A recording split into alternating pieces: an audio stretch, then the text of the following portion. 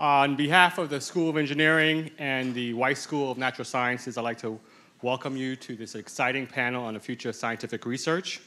I've been asked to do two very quick things. One is to remind you to silence your phone, so please take a minute now to silence your phone. And the other is to introduce a person who needs no introduction, President David Leebron.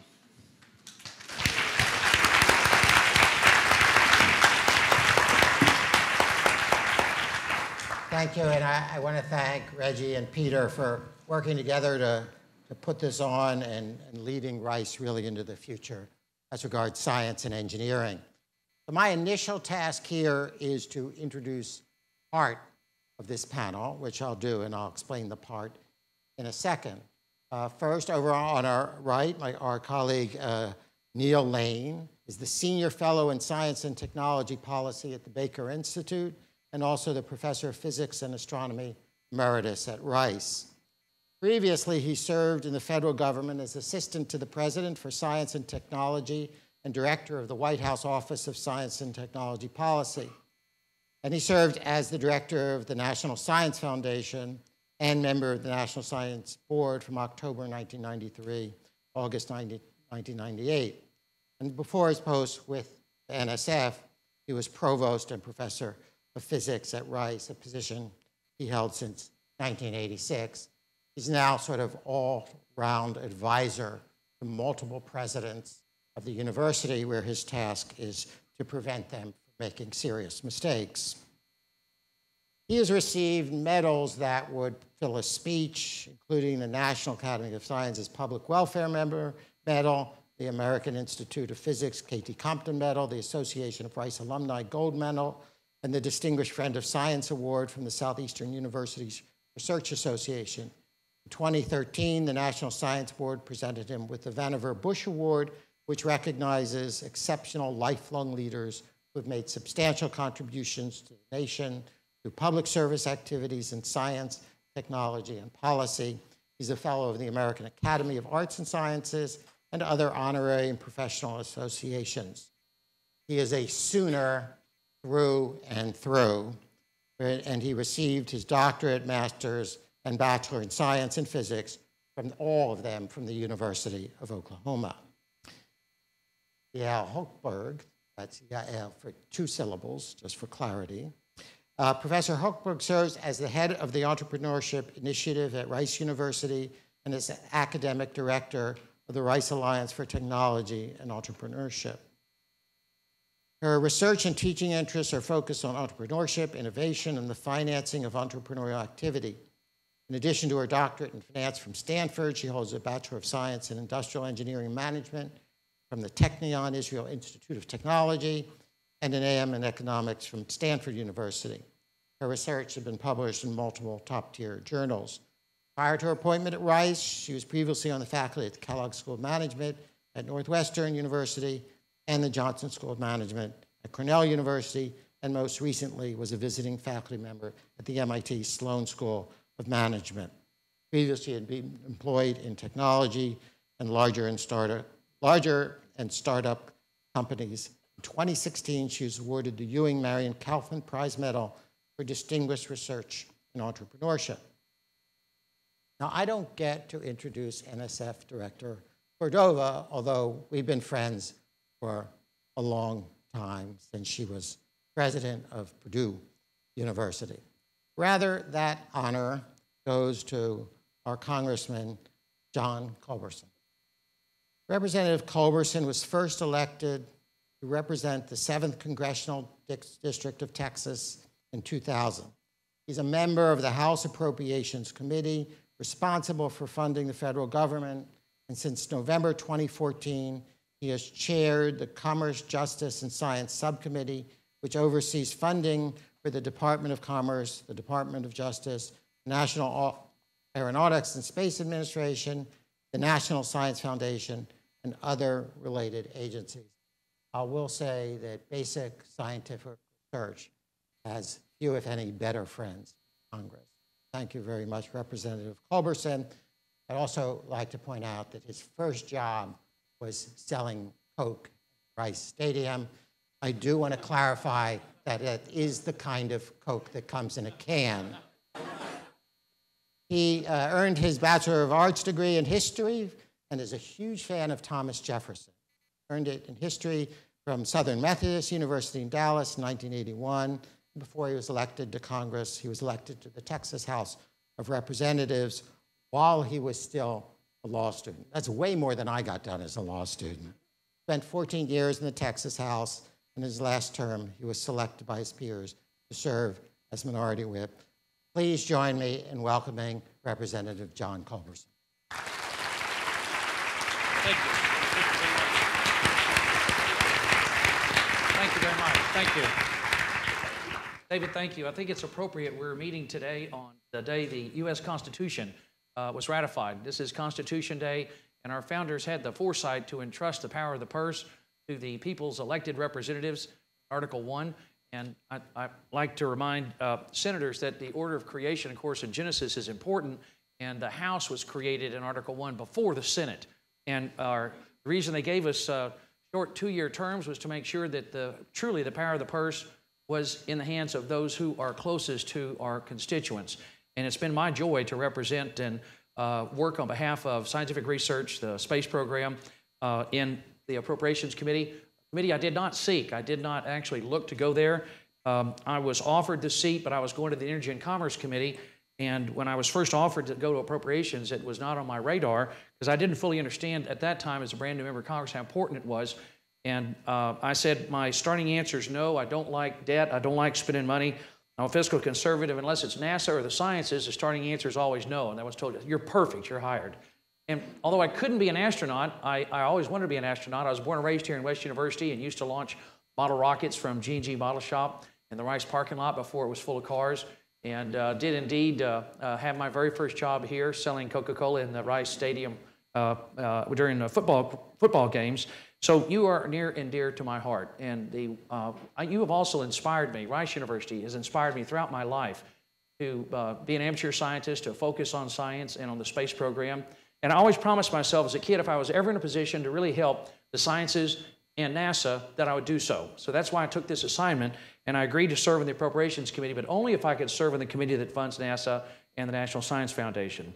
It's been an extraordinary privilege because it is all about the money. It's the most important function of the federal government is to fund the essential operations of the government, and the appropriations bills that you see us pass every year are in fact, those are the only pieces of legislation that must be signed into law. Every other bill can die, but those 12 appropriations bills have to be signed into law. And I quickly learned that you can do your entire legislative program within the appropriations bill. So you probably won't find my name on almost anything because I've discovered the magic of appropriations because we can not only direct where the money goes, but we can write permanent statutory law changes within the appropriations bill. And it is an extraordinarily important committee.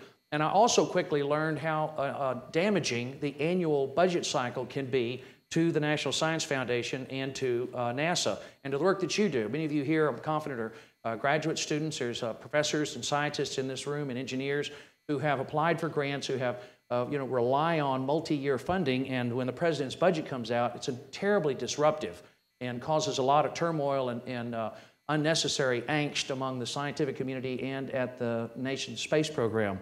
So over the years, as I've learned more about how this operates, I've written in very quietly into law a number of different changes. I, for example, made it illegal for any federal agency to follow the president's budget.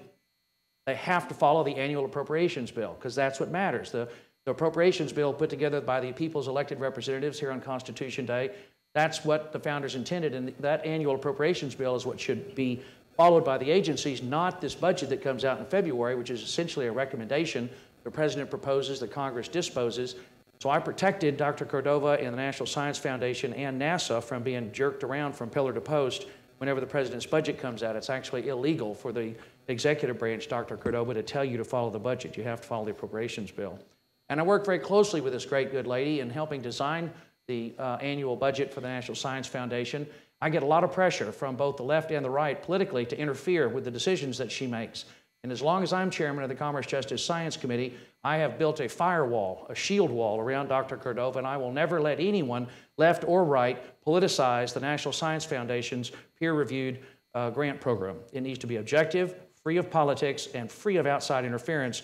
So Dr. Cordova, that you and your team can make the best decisions on where to invest our taxpayers' hard-earned dollars. I want to make sure that's done in a non-political, purely objective, scientific way. That's the way it should be and the way it always will be as long as I'm here as chairman of the committee. I've also worked hard to make sure that we increase funding for the National Science Foundation, that we're making the investment that's necessary to increase the size of the annual grant, the pot of money that's used for those grants. That's vitally important.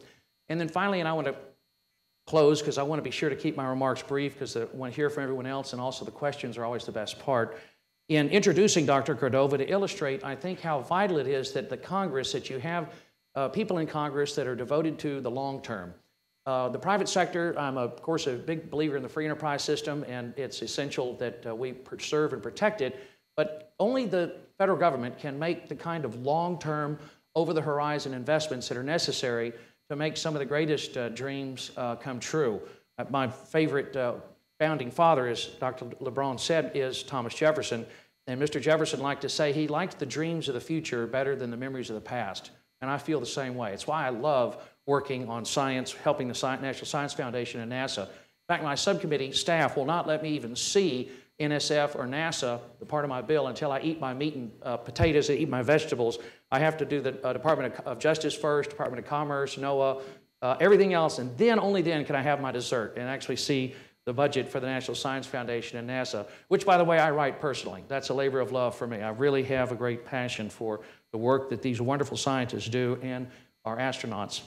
So in introducing Dr. Cordova, I want to point out that the Congress was able years ago to focus on the long term and made the investment over an almost 20-year period of time, I think, Dr. Cordova, for the LIGO Observatory, which is a laser interferometer gravitational observatory that was built in Louisiana and the one in Washington State.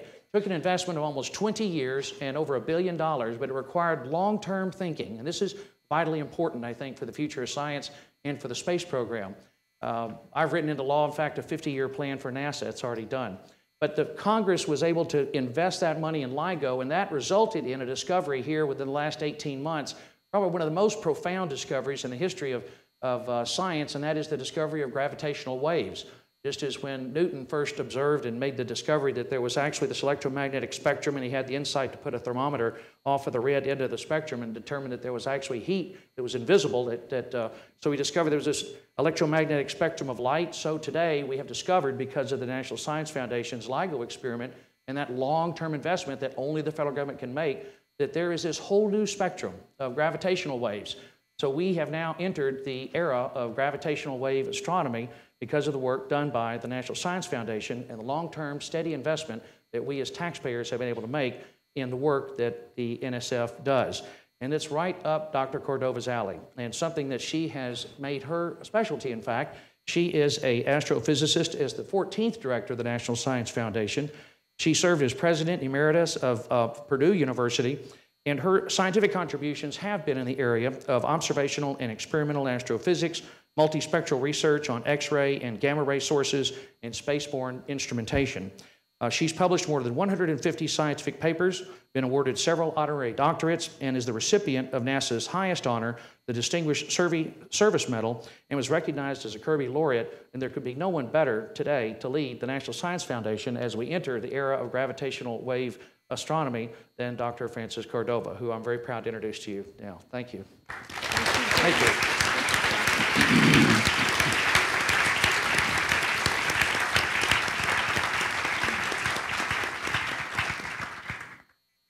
Good afternoon. Thank you very much, Chairman Culberson, for that very, very warm, gracious welcome. And a special thank you to President Leebron for your leadership.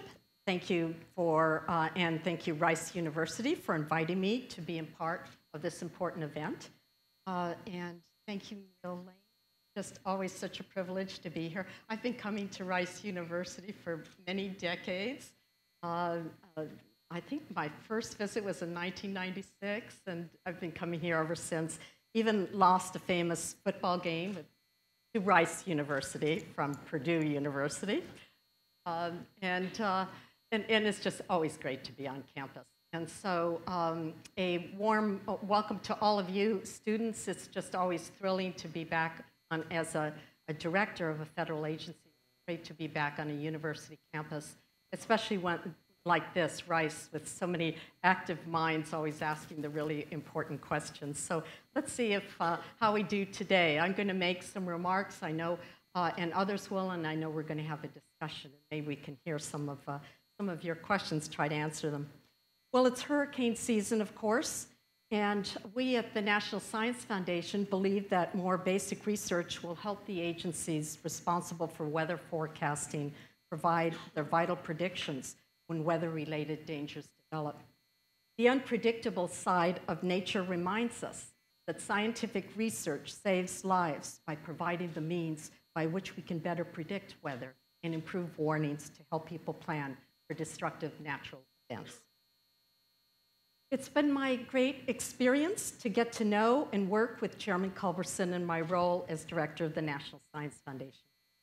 His strong support for NSF and other science agencies, as you heard, is greatly appreciated by all of us and will keep this nation at the forefront of future scientific breakthroughs. Those breakthroughs, as we all know, begin with significant investments in scientific research, and more specifically in federally funded university research partnerships. And I think you heard a little bit why. It's the long-term investment that makes it all possible.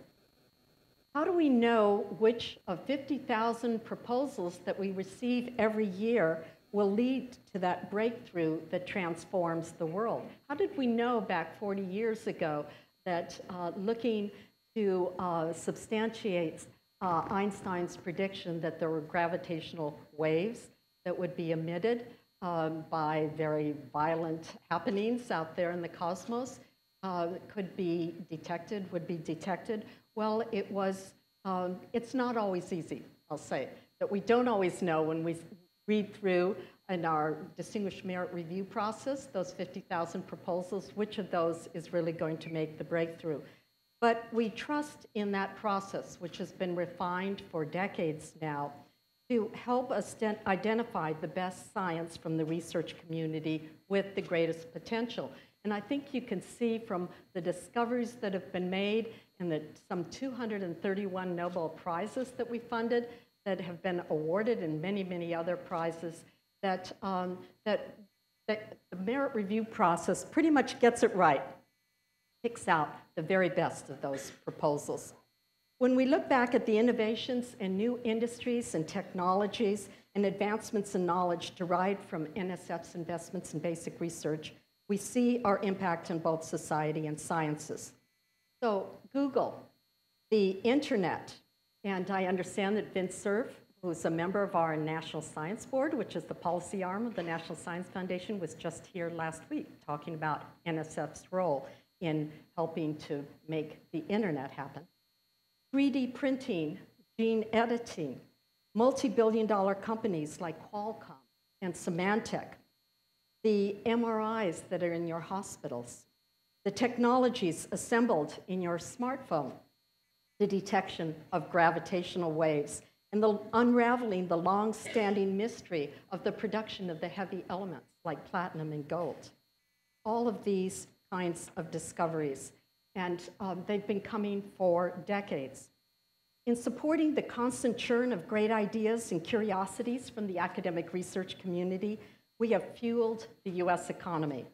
We've strengthened our national security, we've improved our health, and we've propelled the United States as a global leader in science and technology, and that's where we want to be and remain. So now, as we enter a new era, the challenges before us are multiple, and they're changing. How do we make sense and use of the pervasiveness of artificial intelligence, for example, or the ever-changing interface between technology and people? How do we tackle the need for a more cyber-competent workforce and citizenry? And what about the rapid-fire transformation of industries like manufacturing precipitated by advances in science and technology? Many federal agencies, NSF included, are already actively engaged in these areas. Many of the solutions devised from the research community will not be moored any longer in just one discipline, but they arise from a convergence of disciplines. Real solutions will also rely on creative partnerships among government, academia, and industry sectors. At the same time, we have to ensure that we're drawing from a diverse and talented STEM workforce, and so the NSF puts a lot of emphasis on cultivating that kind of a workforce. We want a workforce that better reflects today's society and grabs hold of everybody's ideas to improve the benefits to the public. This is really critical if we want the US to maintain its competitive edge. It's really all about a race for talents among nations. There's a lot of nations out there. A lot of us are going to be, we all want to be number one in some very, very important priorities. And there's a lot of talent out there. How does one develop one's talent locally and also embrace it coming from elsewhere among our allied nations? So how do we do that? By vigorously creating STEM learning and STEM career pathways for groups that have been traditionally underrepresented in the sciences. By guaranteeing that all classrooms and laboratories and research camps and other STEM workplaces are welcoming and inclusive environments, free of harassment. Earlier this year, the National Science Foundation announced new actions to eliminate sexual harassment in the STEM workplace, requiring organizations to report findings and determinations of harassment by an NSF-funded PI or co-PI. And later this week, we'll be coming out with a big announcement about how we're furthering that and making sure it's part of law. This, ladies and gentlemen, is incredibly important because we find there is lots of curiosity among all people. A lot of people want to be scientists and engineers. And the really defining thing that has to happen is you have to be encouraged and mentored. You have to be given confidence that what you're exploring, that what you're interested in is important and is important for you to be a part of. And so if there are things that discourage you from that and send you away from the field, well, that's really not where we want to be. And so I applaud our agency's efforts to make our workplace just a better, more welcoming place for in all research environments. If we're to address the complex challenges we face as a society and a scientific community, we have to conceive new approaches to doing research, including identifying gaps in our framework for funding research. So for NSF, this means marrying our traditional bottom-up approach where we receive all great ideas from the community and evaluate them, with also a top-down effort that broadly steers the scientific enterprise in a direction that over the long term secures our position as a global leader in science and technology. And this is what we're doing today. So let me, the next slide here. As the only federal agency that supports all fields of science and engineering, NSF is uniquely positioned to shape and guide that enterprise. So I'm going to just talk for a couple of minutes about our concept, which is now a couple of years old, but we're just starting to invest in it in this past fiscal year. You'll be seeing a lot more of it, called NSF's 10 Big Ideas. And this is the marrying of a kind of top-down approach. Where are we going as a nation? Where is it important to go that NSF can help lead with the bottoms-up approach that comes out of the community? Our 10 big ideas for future NSF investments are an opportunity to mobilize the research community around a particular challenge. For example, harnessing big data for societal benefit and scientific discovery, or creating a better understanding of the human technology frontier as influenced, for example, by artificial intelligence, robotics.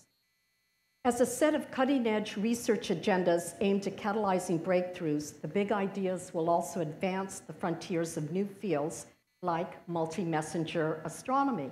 And the chairman alluded to the discovery of gravitational waves. And that was done, the second big announcement discovery, which was the merger of two neutron stars, in conjunction with a lot of electromagnetic telescopes, both on the ground and in space.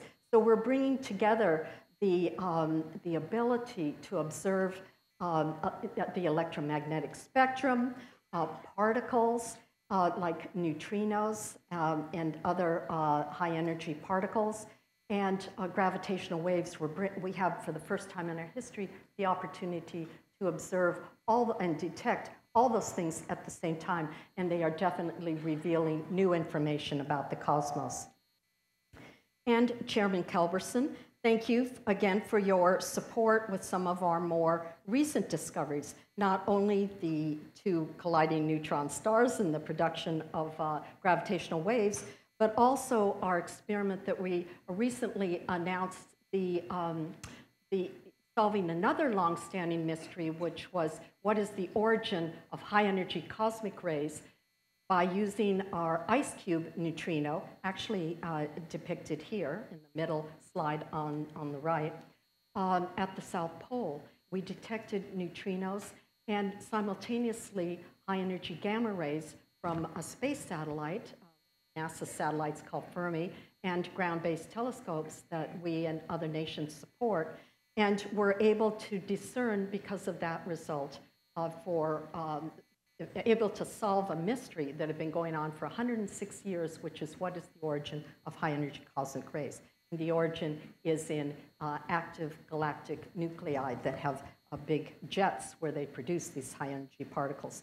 So Congress has really helped to support those kind of observations, which are groundbreaking and which are based on real engineering feats that for the first time in our history, we're able to combine the talent and the know-how with the computational ability to really make inroads and make these kinds of discoveries. Take a lot of time and, frankly, a lot of resources, a lot of people. So I'm not going to spend any more time unless I'm asked later about the other big ideas, but most of them are aligned with national priorities now. So we're very proud of that. But I do want to spend another minute on four. The six that I just showed you were our 6 big research ideas. These are what we call enabling ideas. The other 4 are process ideas. And the way those came about was identifying what are the gaps in our portfolio, what is it that we could do better as a science agency to support all the good ideas that are coming. So one of those gaps was in what we call mid-scale research. And those are facilities that would be between, say, $5 million, where we fund a lot of equipment that may be in laboratories that you all use as students around the nation. So those would be maybe $1 million, maybe a few $1 million. So we have money to do that. We do a lot of it. And we also fund great big facilities like the LIGO facilities, like IceCube, that cost over $100 million. But we haven't had a way to fund the facilities in the middle of those for lack of, not for lack of ideas, but for lack of investment capital.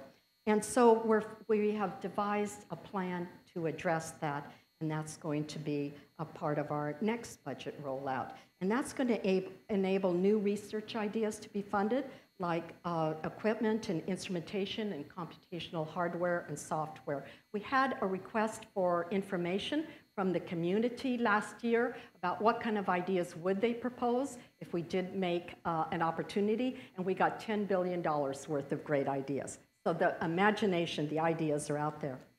Another big idea is called NSF Includes, and it addresses one of the challenges I mentioned earlier, which is the strength and diversity of our STEM workforce. It builds on NSF's existing portfolio of projects that are broadening participation in STEM. Science, we feel, is just too wonderful for it to be exclusive and too important to leave anyone out. And we had, in the last couple of weeks, a lot of announcements about new projects, new alliances. We really think of the only way to really scale these efforts in broadening participation is to create a network of networks across the country where very good projects can leverage on each other and build alliances, and therefore maybe grab hold of more young minds become interested in STEM and maybe go on to become STEM scientists and engineers. In putting the big ideas into practice, it became clear that some ideas were ripe for accelerating because they're on a faster track to realizing innovative deliverables. So to facilitate this growth, we launched Convergence Accelerators, and those are just being launched right now, so you'll see a lot more about this in the coming fiscal year. We launched them around two of the big ideas that we felt were really ready for prime time.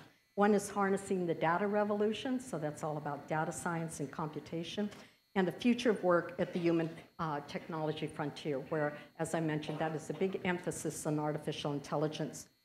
Convergence accelerators, and I have on the slide here, I'm not going to go into detail, but some of the properties of them, are new vehicles to leverage resources across the agency to accelerate research in these areas of national scientific importance. What's new and exciting about this venture is that we're applying an accelerator model used by the private sector to accelerate basic research that is more use-inspired or application-driven. Again, something a little newer for our agency, getting in that space of acceleration. And it really follows on our I-Core model, which I think some of you may be involved in some I-Core or Innovation Core projects, and really takes that to the next level. Last Friday, I was at UT Austin, where I and the head of engineering gave a detailed presentation for an hour on convergence accelerators, and I'd be happy to talk with anybody after this in more detail. So as we go forward, NSF is working on an approach that would help set a new stage for breakthrough science. And so this latest of our one of our 10 big ideas, latest endeavor that we just rolled out a big open call for, is called NSF 2026. So why 2026? Well, that is the year, the 250th birthday of our nation. Herman knows that from studies of history. And it's what we call our sesquicentennial. And we wanted to have, as an agency, as a federal government, some really big things to roll out on our nation's birthday. So we've put out a call, because we believe that great ideas can come from anywhere, to the nation to submit great ideas that we could invest in. The next set of big ideas. We call the process that we've developed NSF's 2026 Idea Machine. It's a competition that challenges Americans from all walks of life to submit bold, original concepts that will help keep the U.S. at the forefront of discovery and innovation. So we're looking for exciting ideas for future themes in fundamental science, engineering, and STEM education research. And I'll wager that right in this audience, there are people with great ideas. This contest actually comes with a prize, a monetary prize, so just Google it at the NSF website, either Idea Machine or NSF 2026. We're accepting entries through late October of this year. So thanks again for the opportunity to be with you today. I think it's a really exciting time for science, and I look forward to our discussion. Thank you.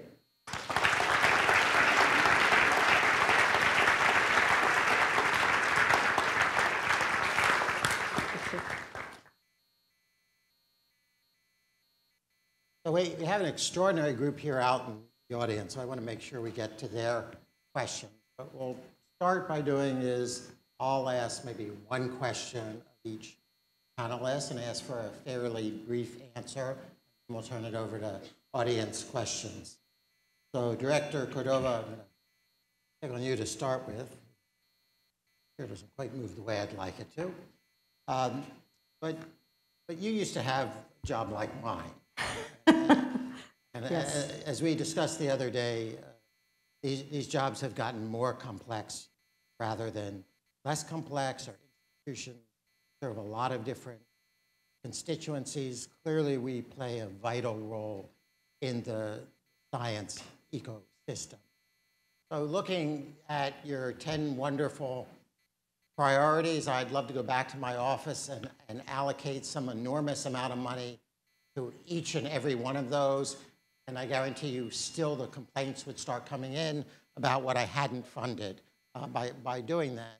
But I wanted to see if you had some thoughts not merely about the role that universities sort of play in carrying this out, but how we might go about it. You have any of these 10, your favorite children where you want to say, yeah, do this one, or how should Rice or Purdue sit down and think, what is the role we want to play, and is there a role in addition to, which is a great role, just letting our scientists do the best that they can? Well, there's a lot of questions in there. First of all, you have a very hard job, and I definitely appreciate that. So a couple of interesting statistics. 93% of the money that Congress appropriates to our agency goes right out the door. So we have a really low overhead. And 85% of that money goes to universities. So I'm not sure if you have to worry about funding it. It's good if you're supportive of opportunities, as I know you are, but the National Science Foundation will have lots of funding opportunities to the big ideas. So one of the reasons we have 10 instead of 1 is that there are just a huge spectrum of big ideas. There's a wide spectrum of people in this audience that would just resonate with one idea, but maybe not with another one. And so we're hoping that there's something that would appeal to everybody, to a lot of people, through these big ideas. So let me give you one example. Rules of Life, which is it's trying to address a very long-standing question in the biological sciences about how you go from the genome and its environment, the epigenome, to predicting phenotype. That's like a magical mystery. And the entire biological sciences directorate in NSF can find themselves somewhere along that pathway, including has a lot of applications to agriculture, because if we could somehow improve photosynthesis in agriculture and get it to be more productive than 2% efficiency, that would mean a lot to the nations of the world. So these big 10 themes are very, very broad in concept, and there's a lot of opportunity. That said, there's only a small portion of our budget that goes to that. We still have the bulk of our budget is what we've always done was open it to those 50,000 proposals from individuals and small teams from their great ideas. When LIGO first started, and it was the concept of MIT scientists and Caltech scientists and some others, it took a while, it took a decade for it to really get momentum and for people to say, wow, that seems like a great idea. Why don't you guys get together and submit a proposal, okay? So nothing is just born overnight. So we welcome, there are loads of pathways to come on to not just the big ideas, but to come into NSF with all of their great ideas. Let me follow that up just in a little more pointed way. Is there anything you'd like to see universities do differently than they're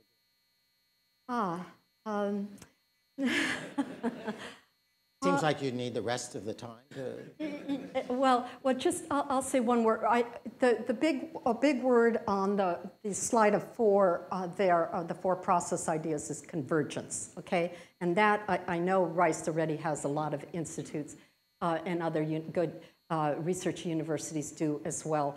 But convergence is as the name of the day, bringing together people from different disciplines to attack the wicked, the really hard problems.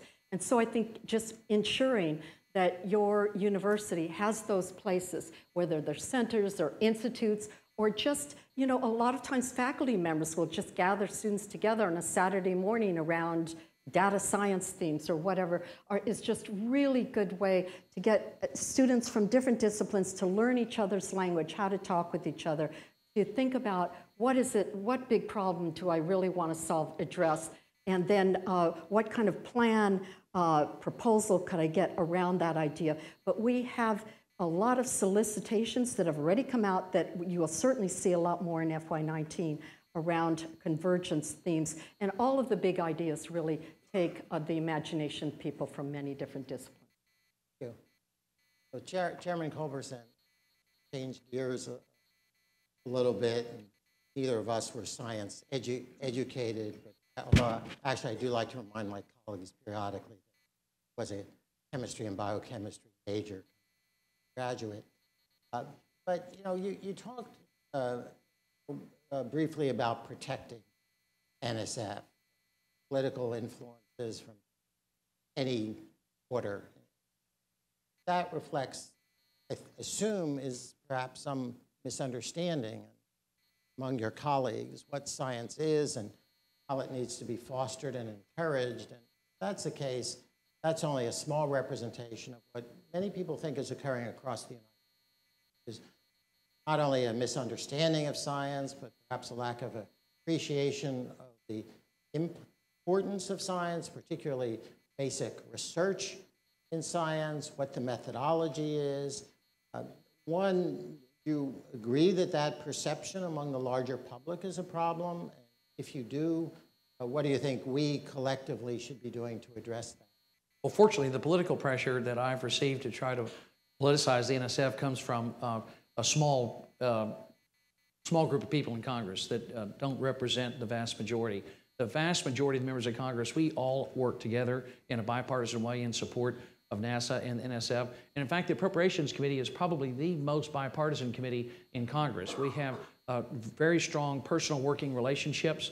Our subcommittees are fairly small. I am, in fact, one of my best friends in Congress that I forged a friendship with when I was elected is Adam Schiff of California. He and his family got to know my family very well, and he served on the Commerce, Justice, Science committee with me. He's a passionate supporter of NASA and the sciences. So we work together arm in arm, particularly when it comes to NSF and the sciences and the space program. And my colleagues have learned over the years to know that I'm particularly proud of the fact that no one even offers amendments to the NASA section of my bill or to the NSF section, because they know that I wrote it personally, that I do it on behalf of the nation, that I do it as objectively as I can with the knowledge that I'm convinced, as I know you are, that the space program and the National Science Foundation are strategic national assets, and that I always approach that part of the bill that way. So there's broad bipartisan support for what I described to you in the way I write the NSF and the NASA portions of the appropriations bill. There's great support across the entire political spectrum, and it's just a handful of folks that are trying to politicize things, but I'll never let them in the door, don't worry. And among the larger public? Certainly, it's a misperception among the public. It is, in this charged and political environment, it's important to remember that there truly is, when it comes to the sciences, the space program, to support for the work that's being done through the Department of Energy on some of the extraordinary progress that's been made in supercomputing. There's great, broad, deep, bipartisan support for ensuring that the United States of America is the preeminent, number one in the world when it comes to scientific research, when it comes to supercomputing, when it comes to observational astronomy, and when it comes to the space program. There's broad, deep, and widespread political support. Thank you. Professor Lane,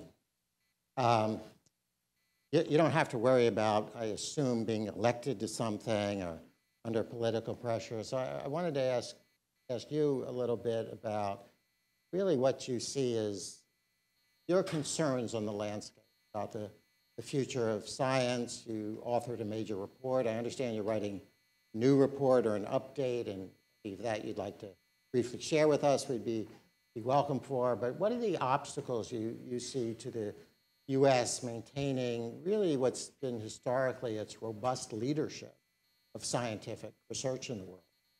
Well, I think the first thing to say, the United States is in a very strong position currently with regard to science and technology. And there are all kinds of reasons to be concerned about whether, though, in 2026 and in 2050, whether we will be in that same leadership position. China emerges as a major competitor, not just in the world economy, where we see China's economy exceed that of the United States in 2030 or so, but also they're growing their R&D investment and either have passed us this year as we speak, or in the next 5-6 years, depending on how you convert currency. So there are some real challenges down the road of an international nature. So it's not that the United States is kind of failing somehow, or that we don't have the goodwill of the people in what we do in science, engineering, research, technology. But we can't stand still. So we did write a report of the American Academy of Arts and Sciences in 2013, in which we simply tried to keep the conversation going as to the vital importance the federal role in funding research, particularly fundamental basic research, maybe curiosity-driven, use-inspired, but still discovery-oriented basic research like NSF funds. That role is important. We've had periods in the past where the federal government has indeed grown its investment in research steadily, more than 4% over 20 years or so between the late 70s and the 90s.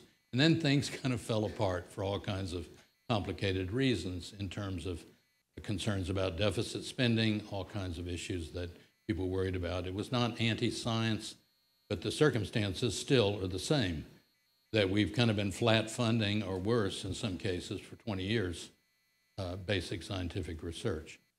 Our appropriators have done a very good job, I think, of recognizing the priority and have worked hard to try to get bills passed, but there's been a funding problem now for a long time.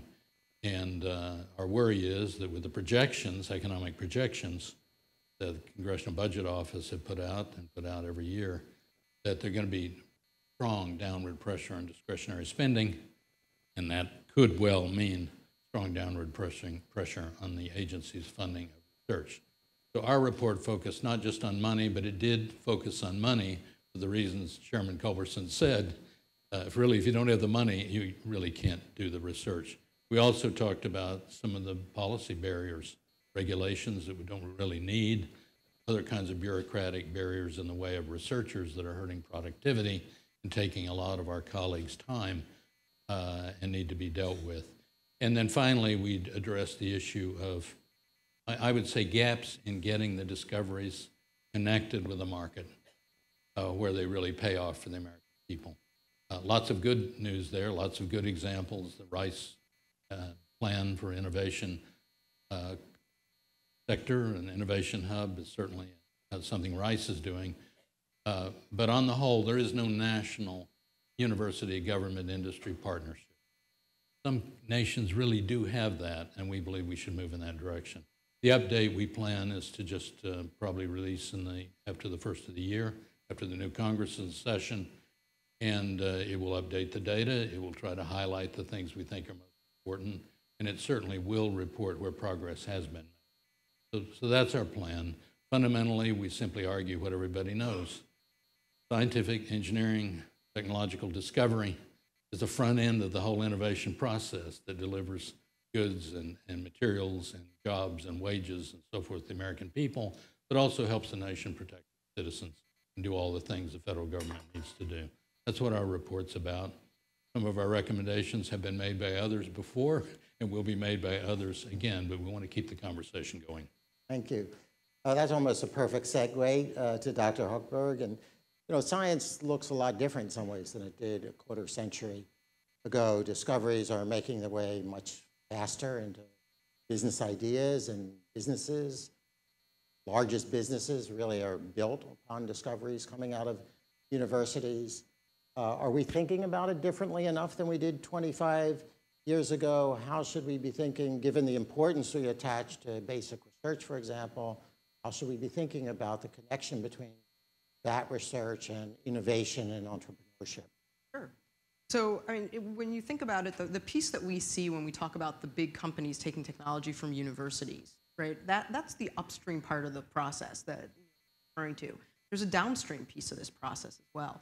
In many ways, it's the same as it was 20 years ago. Right?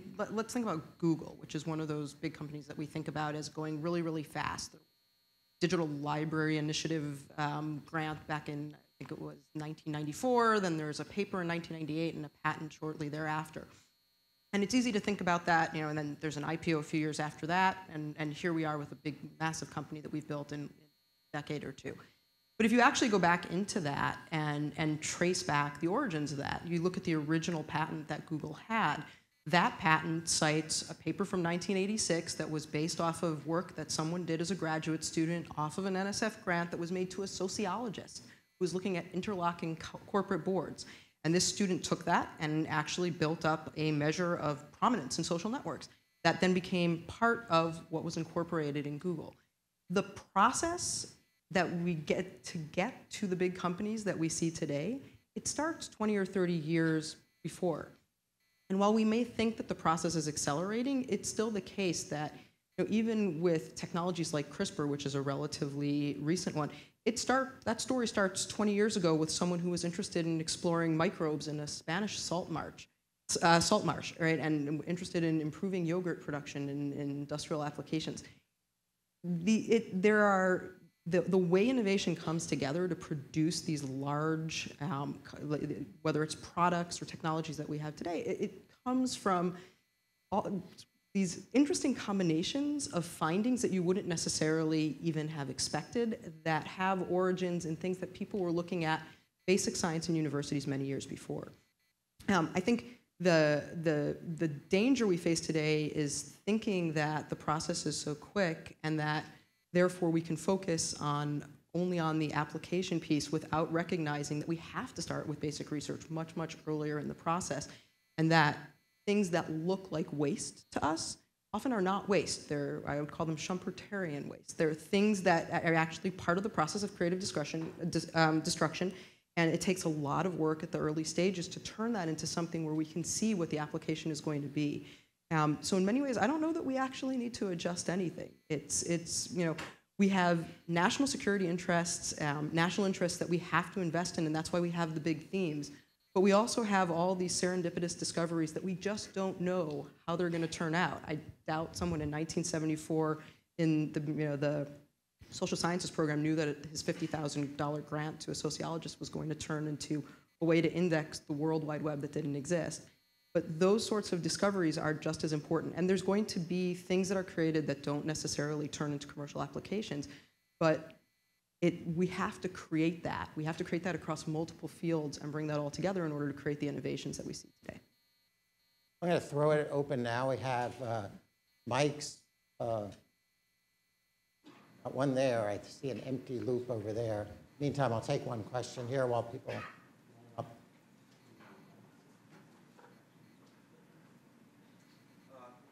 Thank you all for this forum. My name is Jeff Bachar. I'm assistant professor of science and engineering. My wife and I are just sitting on left here.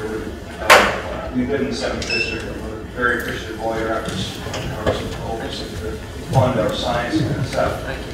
I think most professors will tell you that the backbone of research is conducted with graduate students, undergraduates, and postdocs. I can tell you that in my group, we have a number of foreign-born folks that are here working on visas. And I'll be frank with you, I promised my group I would ask this question, particularly the foreign-born scientists. There's some trepidation with regard to today's political climate with respect to foreign-born immigrants that come to the United States, particularly those that seek higher education. And they want to perform at the highest level, so they come to the United States. And they want to give to this country, scientifically speaking. You hear a lot of rhetoric about foreigners coming in and being competitive with U.S. citizens and jobs. I'll be frank with you, I think collaborators are competitors, competitors are collaborators, and that's what makes our science so strong. It does. And I was just hoping you could comment about how we can continue to help facilitate foreign-born scientists that want to come and contribute to the United States and work so strongly in our education system. We're working to make it easier for the best and the brightest around the world.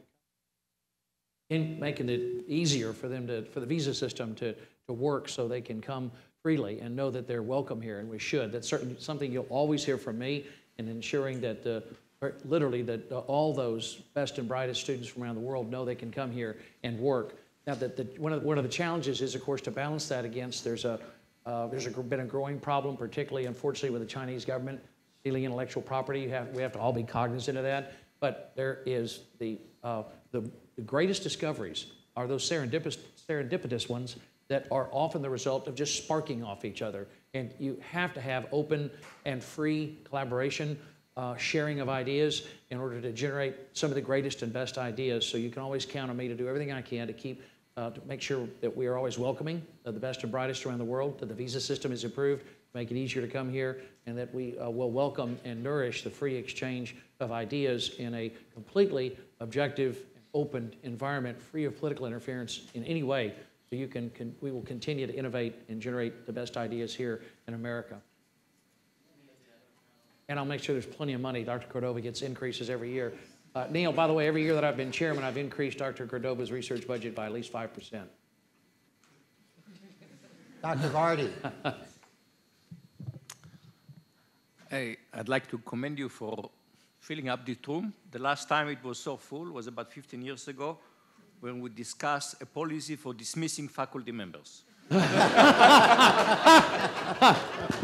got everybody's attention. So I want to follow up on the comment that Neal Lane made about that if you look in constant dollar over the past 20 years, NSF budget has been essentially flat. And the way it translates to the trenches is it means that since the country is growing, that in many core competition of NSF, the success rate now are below 10%. So you can say the competition is good, but at some point it means that we are losing many good proposals do not get funded. At the same time, I was last week in Beijing. You have to see the atmosphere is of incredible dynamism, and you see where they are going and where the amount of money they are investing in R&D, and you come back. You cannot fail to come back to this country deflated when you compare what you see in Beijing and what you see in this country. I'm not sure I heard a question, but Of us, particularly the scientific and engineering community, to get become active, communicate, find out who your elected representatives are, and communicate with them and let them know how important it is that we continue to increase the investment in the National Science Foundation, in the work that NASA is doing, in the work that's being done in the Department of Energy. The fundamental scientific research that is done in the United States is the best on earth, and it's going to require a significant increase year after year after year. And the pressure that Neal mentioned on the annual discretionary spending is what he's referring to. The appropriations annual discretionary portion of the budget is only 33 cents out of every federal dollar. You let that soak in for a minute. And then half of that, 16 cents, goes to the Pentagon. So everything else is in that 16 cents. All of us have an obligation to deal with the exploding cost of Social Security, Medicare, Medicaid, veterans benefits, principal on the debt, interest on the debt. That's consuming the other 67 cents. That 33 cents of the dollar is shrinking. So two things. One, be an active advocate, pushing for greater investment in the sciences to keep it free from politics. And then second, be sure we're all talking about making certain that we save those two programs, Social Security and Medicare, from bankruptcy. That will free up a tremendous amount of money and allow me to give Dr. Cordova even bigger increases. any other comments? I should just clarify what I said before, and I'll stand by what I said. The funding situation has not been good. It's not recently not good, but not good for 20, 30 years. 2003, we've been downhill since 2003. Chairman Culberson properly points out that the appropriations, especially in a couple of the recent years, has been good. But I'm making up for lost ground. Making up for lost ground. It needs to be made up more rapidly, sir. Right.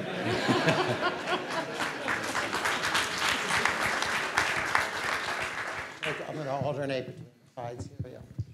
Chairman Culberson, I believe that one of the greatest threats to our democracy today is public distrust in our election systems. I'm currently actually in an election systems research class, and my professors have talked about the difficulty in cooperating with, or rather, getting election system vendors to cooperate with researchers and getting their source code and getting all the materials they use to conduct elections so that we can properly research whether those election systems are secure. You mean the software that runs those voting machines? Yes, sir. Okay.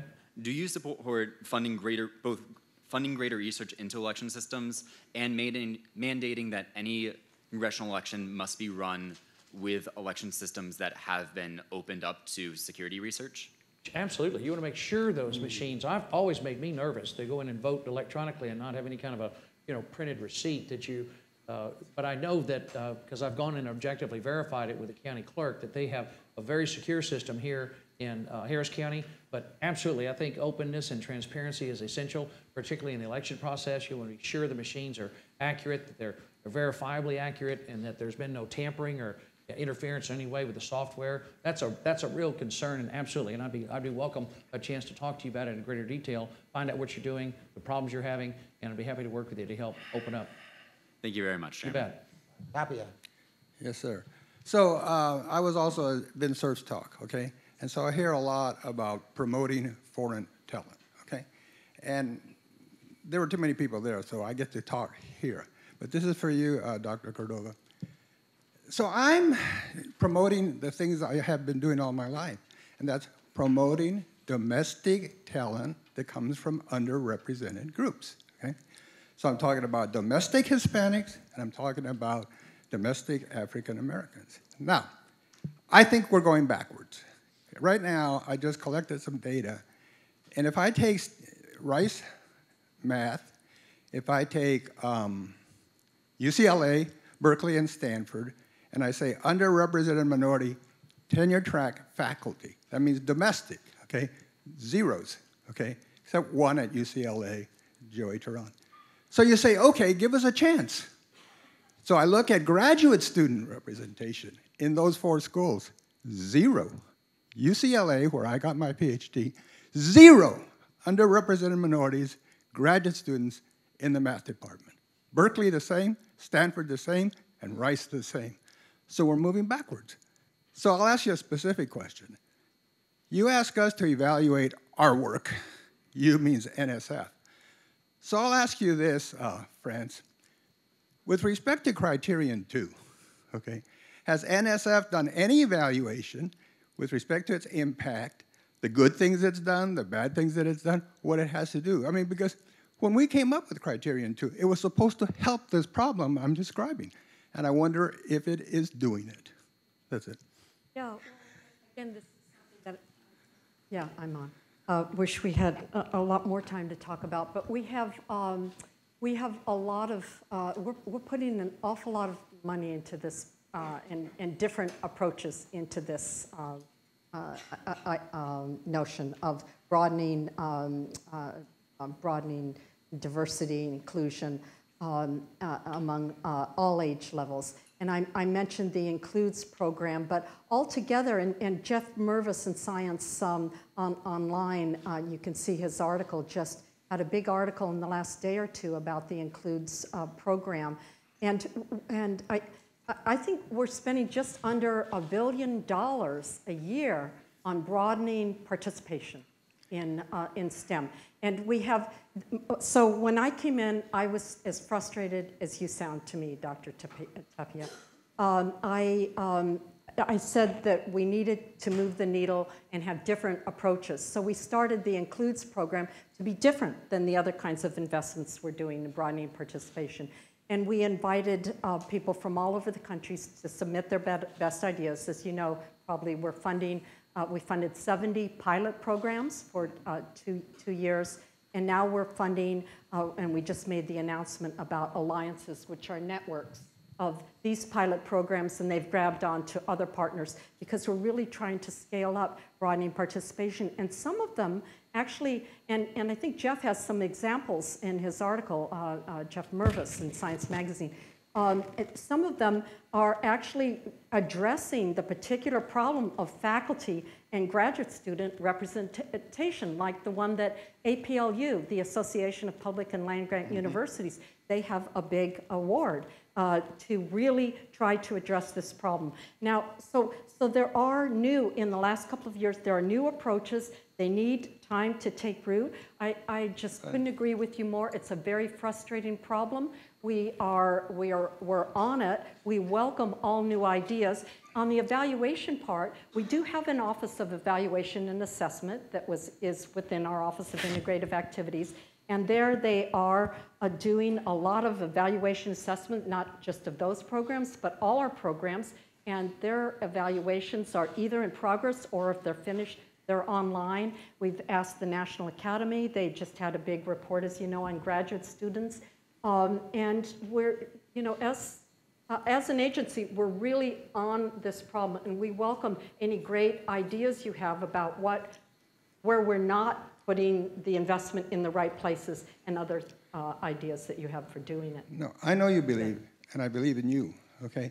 But I think that what we're making a mistake is too much emphasis from external forces and not enough from internal forces within universities. Okay. Hi, my name's Lucas. I'm a first-year grad student. here at Rice.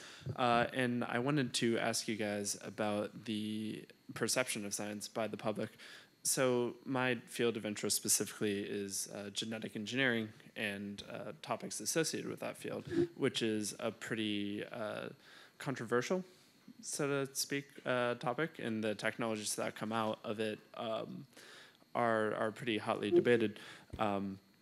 And being in my first year, I'm still pretty idealistic about grad school, and maybe that'll change in 5 years, is what people keep telling me.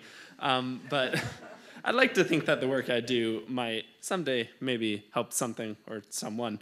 But increasingly, I see that science is it is hindered more by public opinion and by politicization than it should be. And I don't think scientists maybe do enough to reach out of their labs and make sure that their ideas and their findings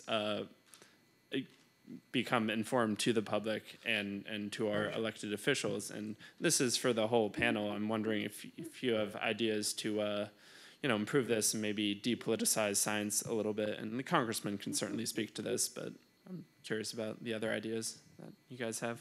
It's very true. In fact, that's why I mentioned earlier in response to one of the other questions how important it is for you as scientists and engineers to reach out and become active politically, communicate with elected officials, and advocate for science as a whole. In the years that I've had the privilege to serve on this subcommittee, and I really did, the only reason I agreed to be on appropriations was I wanted to do this subcommittee so I could one day chair it to lift NASA above and beyond Apollo and lift the NSF up to make sure that we're the best on Earth. And I've discovered in working with scientists all over the country repeatedly, year after year, scientists will come visit with me and they only advocate for their little program. I've got my grant, that's it. Don't disturb it. And they're like this. And you can't do that. You're exactly right, Luke. You've got to be an advocate for the sciences as a whole, for open collaboration, for bringing in people from all over the world so you can spark off each other. One of my favorite examples of sparking off each other is I'm very passionate about the space program, and I have, in getting to know the folks at Jet Propulsion Laboratory, there's a young engineer there who was sitting in his office, and he heard two people outside in the hallway walking by, and they said, we're trying to design a transmitter and a receiver, solid state, to transmit and receive radio signals from the surface of Europa, the ocean world of Jupiter, but we can't design it so it handles, I think it's 240 degrees Celsius. It's so cold and blasted with radiation, we can't figure out how to do it. And this young man just heard it out of the corner of his ear, and he was brand new. He'd just gotten out of graduate school, and he said, I can do that. And he solved the problem in 48 hours, designed a brand new transmitter that will be able to transmit gigabytes of data back to Earth, solid state, from the surface of Europa, where the scientific community is convinced we're going to find primitive life in that ocean. You talk about galvanizing public opinion, people will throw money at NASA and the sciences once that happens. So it is critical that you become advocates, that you collaborate, that you spread the word. The joy and excitement of what you do is one of the things that can really touch every human heart. My own personal story. So when I was an undergraduate, I was an English major. I had nobody in the family that was supportive of a woman becoming a scientist or engineer. In fact, I was told, because I loved science in middle school, and I was told that, oh no, then you have to go to this thing called graduate school, and it's just so hard and awful, and you'll go to college and meet somebody and so on. And that was the plan, the strategic plan in my family for me. And so then I saw the two things. I saw the moon landing, which just mesmerized me, and I saw a special on public television about neutron stars. They were just hypothesizing about them because they had seen signals. Jocelyn Bell and Andy Hewish had discovered these signals with the Cambridge detection system, and they thought there were little green men or neutron stars. Take your pick. And so I said, that's it. That's what I want to do with the rest of my life. And so I started out on that career by knocking on doors, and people got interested and helped me out to become a physicist. But it was, there are these informal, and that's why NSF has a whole section of funding called informal science learning. And we give grants to people that want to go out and spread the word and be real advocates for science. And we also require our institutes, like whether they're engineering research centers or industry university cooperative centers or whatever kind of institute they are, that they have to have an education and outreach program. But you're so right that every single one of us in this audience has a role to play in talking about how wonderful this field is and inspiring somebody. And you know, I'm always just, the thing that touches me the most is when somebody at some conference or just a group of young people then comes up to me afterwards and I can tell from what they say that I inspired them, because you don't think you're just a humble individual doing your job. You don't realize the power that you have. Each one of us has power in ourselves to communicate our love for this. I think this problem starts back in K-12, and so does the URM problem, ultimately. I mean, it's partly about us getting kids excited about science, and that happens, I think, a little bit less today than it might have happened when we watched the space shuttle take off or saw the moon landing. But, you know, I think you know, kind of beyond the K-12 piece, there's also the fact that we as scientists and engineers, you know, we go out and we work with other people who look like us, who do similar things. We talk to other people who look like us and who do similar things. And we forget sometimes that not everyone is walking around with the latest smartphone, AirPods in their ears, and is up to date on everything that is happening in the world of technology or in the world of science. And that there is an entire population out there that we have to engage in order to get them to understand what the benefits are that are being brought to them by trying to, you know, send some people to Mars or whatever it is that we may be doing, because they don't necessarily, they don't automatically see the benefits because we haven't communicated. We live in it, we're absorbed in it, and they are not. We really have to work a lot harder, I think, on engaging the broader community around what we do and why. So I think many of the general public really don't think of science as a human activity. So what my colleagues have just said, and there may, I won't take votes on that, but I think many of the comments that our colleagues have made here have to do with that. If you can put a human face on it, whatever it is, a controversial area of science, makes a huge difference connecting with people. But it's a national problem, a lot of people out there. So I'll just say two things about that then. One is the reason we have at the Baker Institute something called the Civic Scientist Program. We bring people here like Franz Cordova, Vint Cerf, who was here last week. Vint actually went out to a local high school and talked to them about the internet and why he went into computer science. And so we put a human face on it, and he has the kind of personality that really engages. Those kids then go home and talk to mom and dad, talk to fellow kids. So even though it's sort of a small example, just a little set, these could include leaders of tomorrow, and they certainly interact with a lot of other people. That's the purpose of that program. Second thing I'll say is we expect the new science advisor in the White House, Kelvin Drogemeyer, a kid from Oklahoma just like me. I've known him forever. He's an outstanding scientist. He's got all the other credentials necessary to be super successful. While he was in his administrative role, he worked all around the Plain States with counterparts, vice presidents for research, and other people who are trying to communicate, not just internally with the universities, but the larger public. And so it brings then us to the issue of the threats on the public university.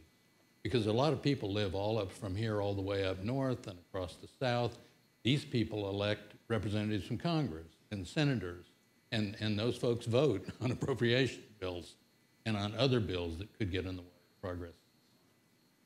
So it really has to come across as a human activity, and we're going to need universities like Rice and UT Austin and U of H, but also Oklahoma, Nebraska, Iowa, and so forth, to reach out into their communities. It's the only way we will get to Oklahomans is through local engagement. And I think maybe that's something, certainly Dr. Drogemeyer cares about that and knows about that issue. It may be something that the National Science Foundation can do more about. You have a program which you have NSF Day in every state of the union. I think you've done all 50 states. But more of that kind of activity, I think, could have a huge impact in a part of the country that, frankly, don't hear from us. What if I were to create a pot of money for NSF that you could grant Dr. Cordova a grant to a university working with a STEM high school and a particular research project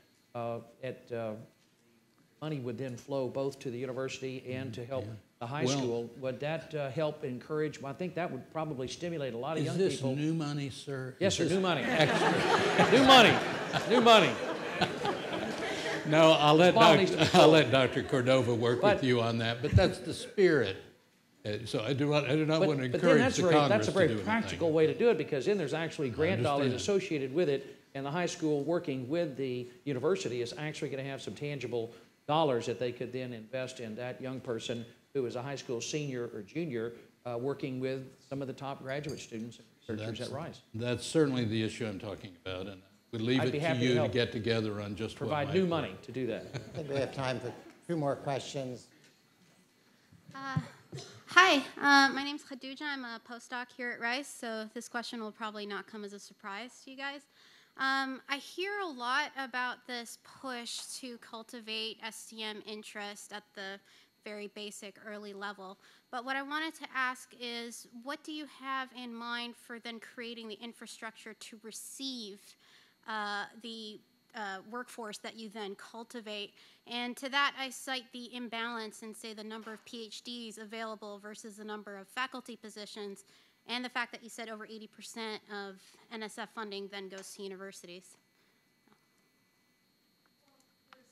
There's a big wide world of opportunity out there, and we're seeing that in many of the physical sciences and engineering disciplines that more than 50% of graduate students, once they get their PhDs, are not going for academic jobs. They're going for other jobs, but they're going because those other jobs are attractive in STEM fields, though. And they're going out to industry and to nonprofits and all sorts of opportunities. And so realizing this, we actually just announced recently a program whose initials are Intern, and it's a funding opportunity.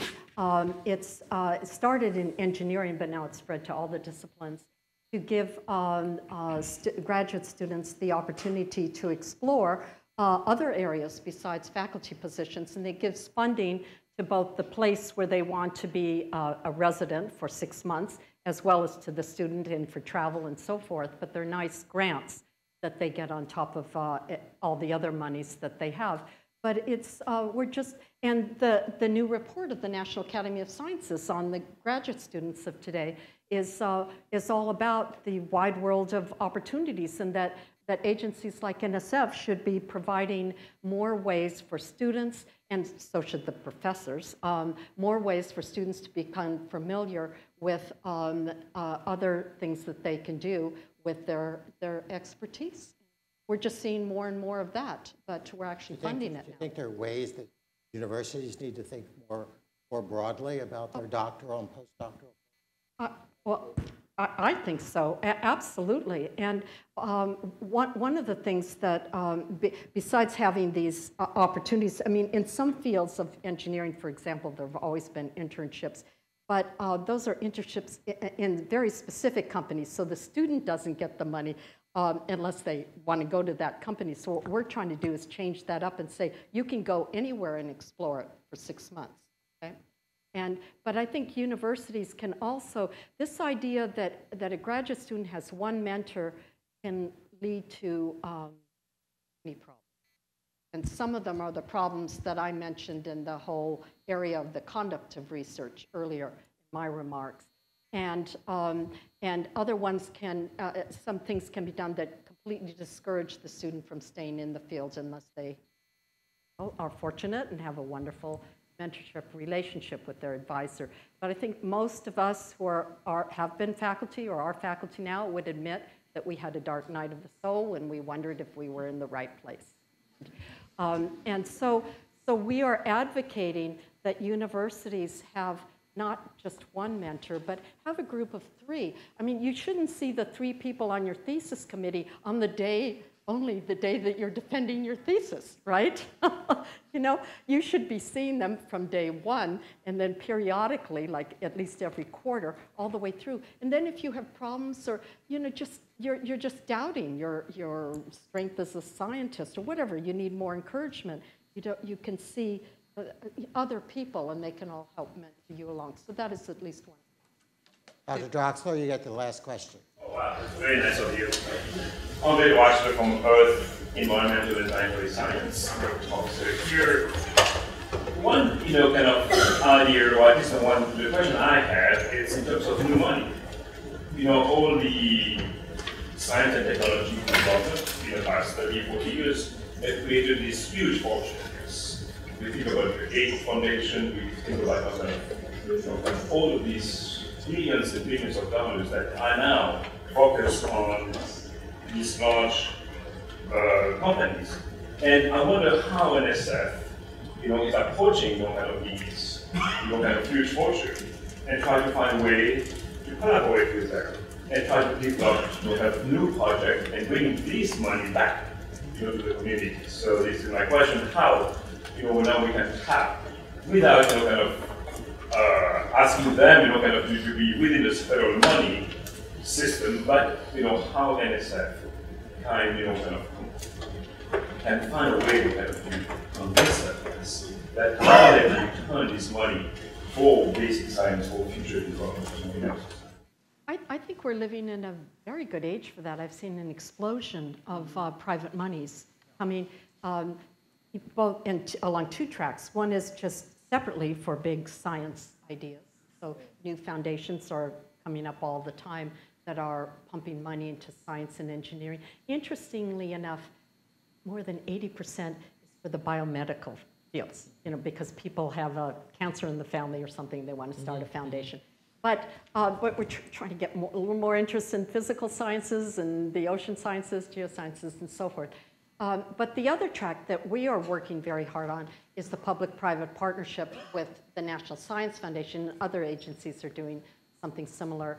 And the name of the game today is all about partnerships. Partnerships not just for leverage, but they can provide a huge amount of leverage. Obviously, they can do a lot of times a company or a foundation can do things that actually you can't do as a federal agency, and so that can really extend your portfolio, your opportunities, but also just for the new ideas, the new ways of thinking.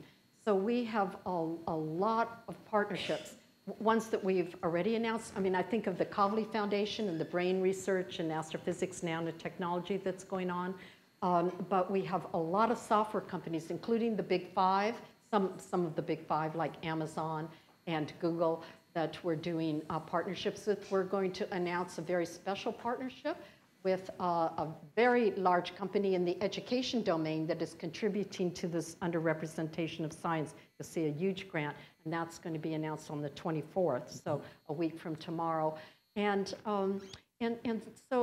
then we're also announcing a big cloud computing thing, which is a huge partnership with Amazon and other of the cloud providers. So I think it's that we're really that we're going with a lot of energy into the public-private partnership domain.